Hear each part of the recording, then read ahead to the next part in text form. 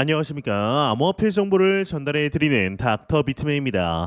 네, 평일의 절반 수요일에 아침이 밝아왔습니다. 편안한 밤 잘 보내셨나요? 최근 상승할 것만 같던 비트코인의 가격이 다시금 조정을 받으면서 62,000달러 부근에서 보합 흐름세를 나타내고 있습니다. 이제는 상승을 하여서 10월 억토버에 대한 기대감을 채워줬으면 좋겠는데요. 참 쉽지 않은 흐름들이 이어지고 있는데 과연 이번 달 말 지금의 비트코인의 가격과 어떠한 차이가 나게 될지 일단 코인마켓캡에서 메이저 탑10 코인들 가격 한번 살펴보도록 하겠습니다.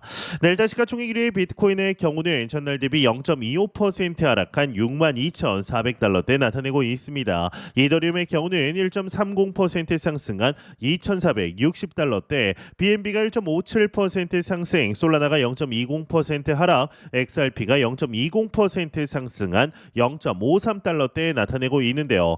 상단에 비트코인 더미넌스 한번 보도록 하겠습니다. 비트코인 더미넌스는 56.6%, 이더리움 더미넌스가 13.6%를 나타내고 있네요.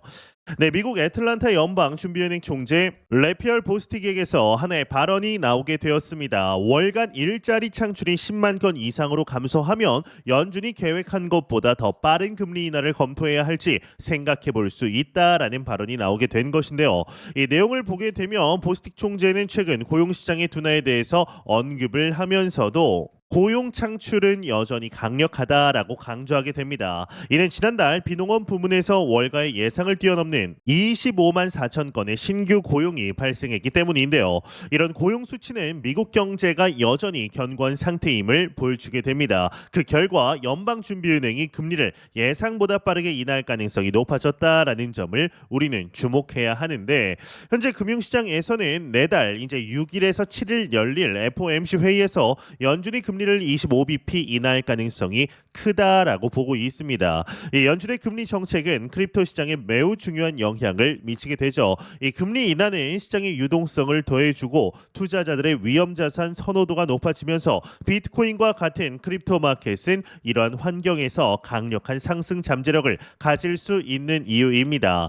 다시 내용으로 돌아가 보면 보스틱 총재는 고용 창출이 10만 건 이하로 떨어지면 연준이 더 빠르게 금리를 인하할 수 있다라고도 언급을 했습니다. 이 점은 매우 중요한 시사점인데요. 이 연준이 경제 둔화를 심각하게 받아들이고 더 빠른 금리 인하로 대응할 준비가 되어 있다라는 뜻이기 때문입니다.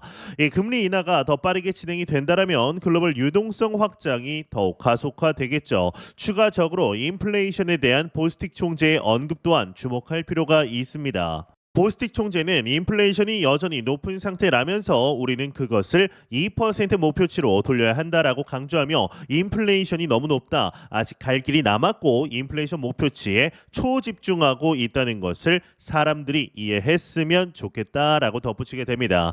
이 내용을 보게 되면 연준이 금리 인하와 같은 이 유동성 공급 정책을 추진하더라도 인플레이션 관리에 대한 철저한 감시가 병행될 것임을 시사하게 됩니다. 즉 인플레이션 억제를 위해 연준이 금리 인하 속도를 조절할 가능성도 있지만 여전히 유동성 확대를 목표로 한 정책적 유연성은 유지될 것으로 보이는 것이죠. 이전에 이 제롬 파월 의장이 언급한 바와 같이 연준은 지속적으로 금리 인상을 통해 인플레이션을 억제하려고 했으나 경제적 지표가 둔화될 경우 정책 방향을 유연하게 조정할 것이라고 밝혔습니다. 이번 보스틱 총재의 발언은 그러한 정책의 유연성이 실현될 가능성이 높이고 있으며, 이 크립토 시장은 이러한 변화 속에서 새로운 기회를 맞이할 것으로 보고 있는데요. 이에 비트코인의 가격에 관한 분석들 지속적으로 나오고 있습니다. 이 다가오는 10월 31일은 할로윈 데이죠. 이 10월 31일 비트코인의 가격에 대한 전문가들의 예측이 나왔습니다. 같이 공유해 볼 텐데요. 내용 한번 보도록 하겠습니다. 헤드라인을 보게 되면 전문가들이 예측하는 올해 할로윈 비트코인의 가격 헤드라인이 장식이 되어 있죠. 내용을 한번 보도록 하겠습니다. 네, 비트코인의 10월 상승세를 기대하면서 여러 전문가들의 각기 다른 전망을 내놓았다라고 합니다. 암호화폐 전문 매체 핀볼드에 따르면 조이 월렛의 CEO 벤 스포는 비트코인이 6만 5천에서 7만 달러 사이에서 마감할 가능성을 제시를 하였는데, 그는 비트코인이 9월을 긍정적으로 마무리하며 억토버 상승세를 이어갈 것으로 예상 예상을 하게 됩니다. 포렉스 MT4 인디케이터의 팀 이 모리스의 경우는 6만에서 7만 달러 사이를 예상하며 반감기 이후 기관의 채택과 인플레이션 우려 등 경제적 요인이 긍정적인 영향을 줄 것이다 라고 분석을 했고, 호들메이븐의 마이클 매튜의 경우는 ETF 유입과 반감기 영향으로 7만 2천 달러를 목표로 제시한다. 또한 옥토버 이야기도 나오고 있죠. 그러면서 골드 IRA 인베스트먼트의 가이의 소유주이자 투자 리서치 매니저 스티븐 메이틀랜드의 경우는 더욱 낙관적으로 6만 5천에서 8만 5천 달러 범위 제시, 그리고 스톡토크의 아담 가르시아의 경우는 하락을 경고하며 이제 3만 5천에서 5만 5천 달러 사이에 이제 가격을 예상을 하게 됩니다. 네, 이제 지난 4월 이후 비트코인의 가격이 큰 진전을 보이지 않으면서 많은 투자자들이 실망을 하고 있는 상황입니다. 하지만 비트코인을 단기적인 관점이 아니라 더 넓은 시야에서 바라볼 필요가 있습니다. 이 비트코인의 역사를 보면 큰 가격 변동에도 불구하고 꾸준히 더 높은 가격대로 복귀해 왔다라는 사실을 알 수가 있습니다. 2017년, 2020년 그리고 2021년 모두 큰 상승과 하락이 있었지만 장기적으로 비트코인은 계속해서 더 많은 관심과 신뢰를 얻어왔습니다. 지금의 조정 또한 과거와 다르지 않으며 결국 비트코인은 다시 상승할 겁니다. 단기적인 하락에 얽매이지 않고 역사적인 상승 패턴을 기억하는 것이 중요합니다. 또한 비트코인 시장은 이 약 4년 주기의 사이클을 반복하고 있죠. 이 주기는 반감기와 밀접한 연관이 있는데, 반감기는 비트코인의 공급량을 줄여 희소성을 높이기 때문에 매번 반감기 이후 강력한 상승장이 이어졌습니다. 2024년 예정된 반감기를 앞두고 현재의 조정장은 사이클의 일부일 뿐입니다. 이러한 흐름들을 이해하고 대비하는 자세가 필요한데요. 그리고 비트코인은 단순한 투자 자산을 넘어서 디지털 금으로서의 역할을 점점 더 확립해가고 있습니다. 이 과거에는 금이 가치 저장 수단으로 사용되었지만 비트코인은 디지털 시대에 맞는 새로운 가치 저장 수단으로 진화하고 있습니다. 이 중앙은행의 통화 정책과 달리 비트코인 공급은 제한적이기 때문에 시간이 지날수록 이제 가치가 희소해질 수밖에 없죠. 경제적 불확실성이 커질수록 비트코인의 중요성은 더 커질 것입니다. 이 현재의 상황을 긍정적으로 바라볼 필요가 있습니다. 비트코인은 여러 번의 도전과 어려움을 극복하며 성장을 해왔고, 이번 하락도 장기적으로는 새로운 기회를 제공할 수 있습니다. 이 가격 변동이 일어날 때마다 본질적인 가치는 변하지 않았다라는 점을 잊지 말아야 합니다.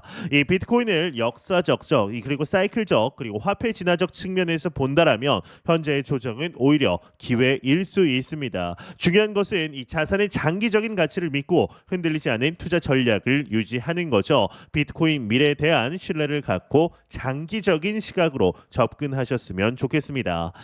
현재 파이넥스 거래소를 통해서 퓨처 그리드봇을 진행 중입니다. 현재 진행 시간 벌써 63일하고 11시간 정도 지났는데요. 액츄얼 인베스트먼트의 실제 투자 금액 경우는 2,500불, 하나 약 300만 원 정도이고, 이 그리드 프로핏 봇을 이용한 자동 매매 수익의 경우는 22.48%의 562달러입니다. 언리얼라이즈드 프로핏 롱 포지션을 이용한 미실현의 수익의 경우는 28.51%의 712달러, 토탈 프로핏은 1,273달러 정도 되네요.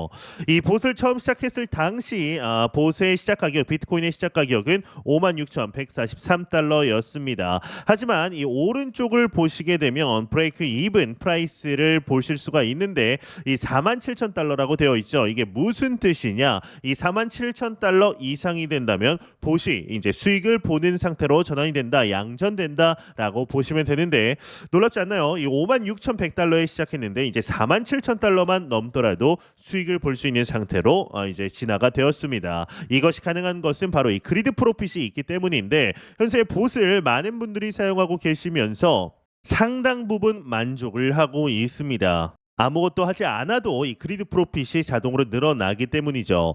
이 퓨처 그리드 봇의 경우는 장기 투자를 진행하는 투자자들에게는 자산을 5배 빠르게 불릴 수 있는 중요한 포트폴리오다라고 보고 있습니다. 이번 불장 졸업을 위해 자산의 성장을 도모하시는 분들은 꼭 진행하셨으면 좋겠습니다. 이 관련 링크들 고정 댓글창에 남겨놓았습니다. 확인해 보시고 다시 시작되는 불장 졸업 한번 같이 해보시죠.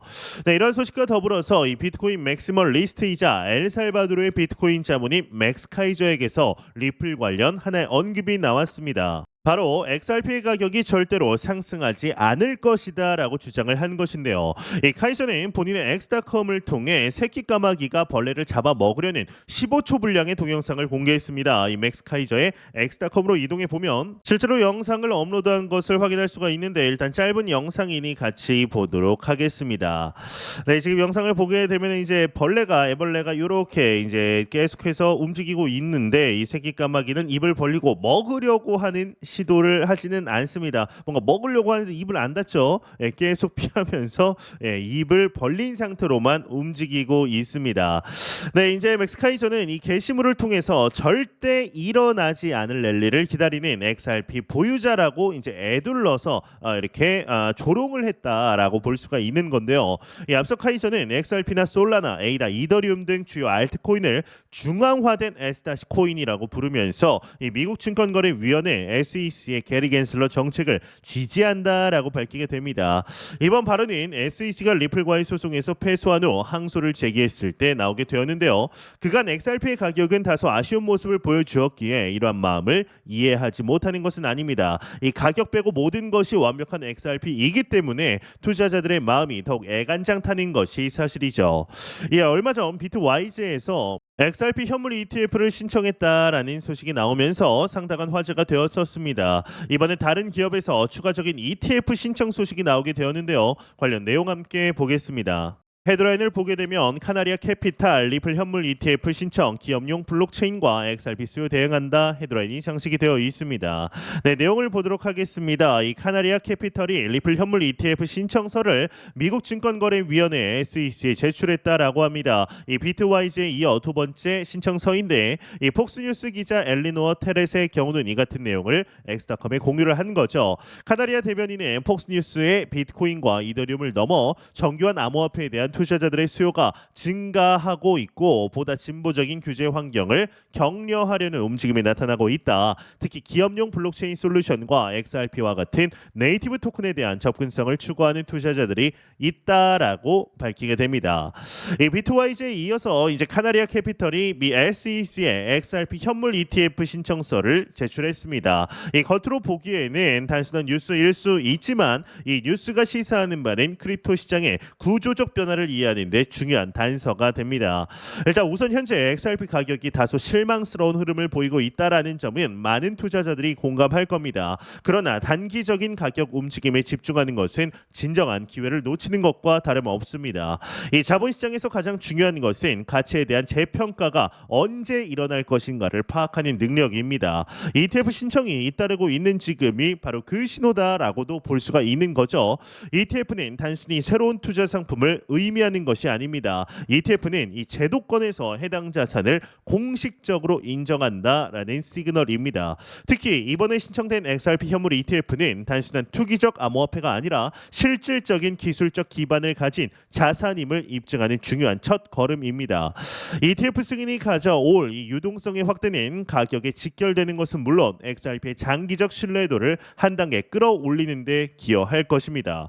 더 중요한 것은 XRP가 지닌 펀더멘털입니다. XRP는 국제 금융 시스템을 더 빠르고 저렴하게 만들기 위한 리플의 핵심 기술이자 많은 금융 기관들이 실제로 채택하고 있는 기술적 솔루션입니다. 이 비트코인이나 이더리움과는 차원이 다른 접근 방식으로 기업용 블록체인 솔루션의 중심에 서 있다라는 점에서 더 큰 가치를 창출할 잠재력을 가지고 있습니다.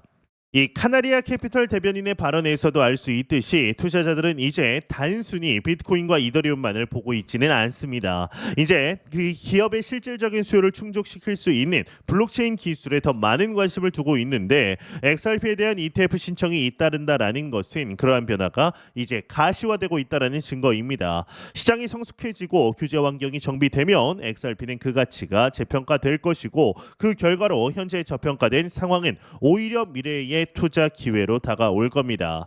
물론 SEC가 리플에 대해서 항소장을 제출하며 규제 방침을 고수하고 있는 상황은 부담스러운 요소로 작용할 수 있습니다. 그러나 이 규제 싸움이 단기적인 악재처럼 보일 수 있지만 사실 장기적으로는 리플과 XRP의 잠재력을 더 강하게 부각시키는 촉매제가 될 수 있습니다. 이 규제가 강화될수록 시장의 신뢰는 높아지며 법적 확실성이 증가하면 XRP의 자산 가치는 더욱 안정적으로 평가될 수밖에 없기 없겠죠. 네, 이제 이런 관점에서 투자자 여러분들은 단기적인 흐름에 연연하지 말고 이 큰 그림을 보는 안목을 가지셨으면 좋겠습니다.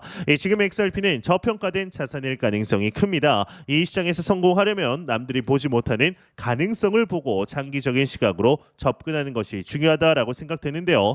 과연 현재 우리가 맞이한 2024, 2025 불장에서 XRP가 어떤 퍼포먼스를 보여주게 될 것인지 충분히 기대해볼 만하지 않을까라는 생각이 듭니다. 안 보고 가면 섭섭하겠죠. 크립토 공포 탐욕 지수입니다. 전날 대비 1포인트 하락한 49포인트 기록하면서 똑같습니다. 이 네오트럴 중립 단계 이어가고 있습니다. 이 지수 0이면 공포, 100이면 낙관을 의미하게 되죠.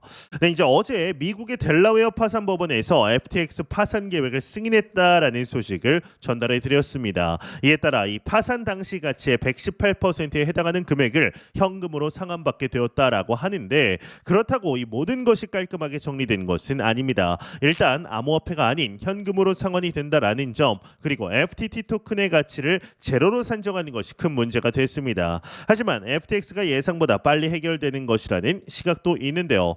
특히나 FTX가 부동산을 비롯한 투자 자산을 적극적으로 청산했고 코인 가격이 올라주면서 이 문제가 일정 수준에서 매듭이 지어지는 모습입니다. 이 코인 가격에 큰 변동성을 줄 수 있었던 사건이 이렇게 또 정리되어 갑니다.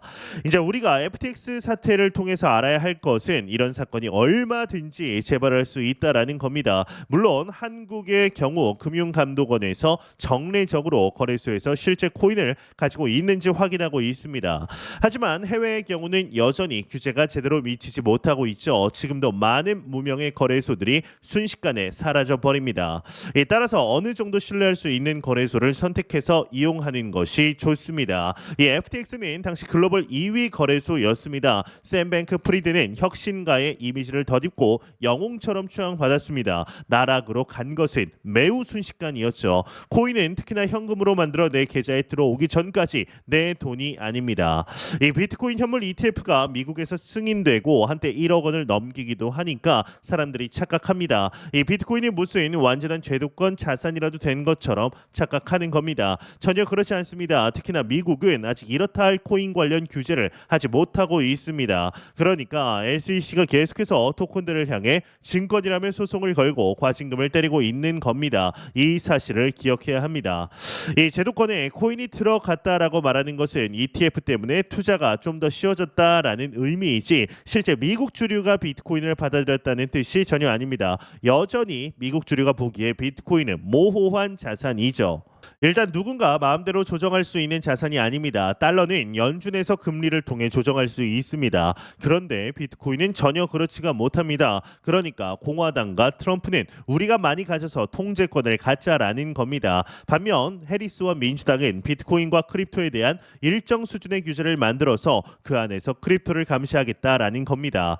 둘 다 기본적으로 비트코인이 통제가 되지 않을 것에 대한 두려움이 깔려 있습니다. 이 비트코인이 앞으로 국가들의 어떤 영향을 끼치게 될지 아무도 알지 못합니다. 2,100만 개로 제한된 비트코인이 글로벌 에셋 시총 10위에 오를 만큼 성장을 했는데도 여전히 그 영향을 다 가늠하기가 어렵다라는 겁니다. 한 가지는 분명합니다. 비트코인을 비롯한 크립토 바람을 막을 길이 없습니다. 결국 이걸 당장 받아들일 것이냐, 최대한 늦게 받아들일 것이냐의 문제가 남은 겁니다. 놀랍게도 지금도 코인을 시작하는 데는 늦지 않았습니다. 비트코인은 아직 10만 불은커녕 6만 불대에서 지지부진한 모습을 보이고 있습니다. 하지만 과거 4년 사이클로 볼 때 이 가격대는 다시 보기 어려워질 가능성이 높습니다. 현재 우리는 너무나 좋은 시기 속에 실제적인 투자 진행하고 있습니다. 매영상 말씀드리지만 절대로 단기적인 시각으로 이 시장 바라보지 마시고 장기적인 시각으로 또한 오랜 시간 동안 함께할 수 있는 여유 자금을 통하여 투자를 진행하시길 진심으로 바라보도록 하겠습니다. 네, 제가 준비한 소식은 여기까지입니다. 영상이 도움이 되셨다면 구독과 좋아요 그리고 광고 한 편만 처음부터 끝까지 시청 부탁드립니다. 이 채널은 오직 광고 수익으로 운영이 되게 됩니다. 항상 영상 시청해 주시는 시청자분들, 구독자분들 너무나 감사드립니다. 오늘 남은 시간 잘 마무리하시길 바라면서 저는 더욱 도움이 되는 영상으로 찾아뵙도록 하겠습니다. 지금까지 닥터 비트맨이었습니다. 감사합니다.